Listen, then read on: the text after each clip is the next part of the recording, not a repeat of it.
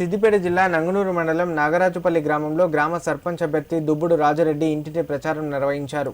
ప్రచారంలో భాగంగా ఉంగరం గుర్తుపై ఓటు వేసి తనను భారీ మెజారిటీతో గెలిపించాలని గ్రామ ప్రజలను వేడుకున్నారు.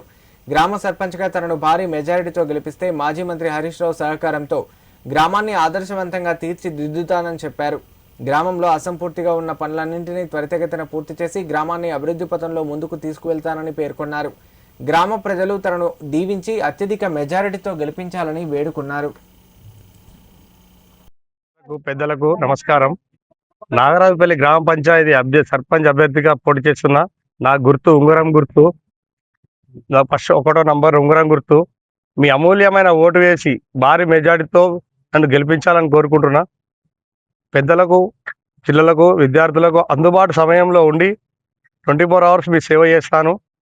పర్ఫెక్ట్గా ఏ సమస్య ఉన్నా ముందుండి పోరాడే యువకుని నేను. ఏ రంగంలోనైనా, ప్రతి రంగంలోనైనా, ఏ సీసీ రోడ్లైనా, ఏ రోడ్లైనా, కరెంటు సమస్యలు, ఏ సమస్యలు ఉన్నా 24 అవర్స్లో పూర్తి చేస్తాను. ఖచ్చితంగా పనిచేసి మీ అందరి ఆశీర్వాదంతో నన్ను భారీ మెజారిటీతో గెలిపించాలని కోరుతున్నాను. గ్రామ ప్రజలకు నమస్కారం. జెండాలు వచ్చినందుకు దుబ్బుడు రాజిరెడ్డిని నిలబెట్టడం జరిగింది. నాగరాజుపల్లి గ్రామ ప్రజలు అందరూ పెద్ద ఎత్తున ఆశీర్వదించి దుబ్బుడు రాజిరెడ్డి గారికి ఓటేసి భారీ మెజార్టీతో గెలిపించాలని కోరుకుంటున్నాను.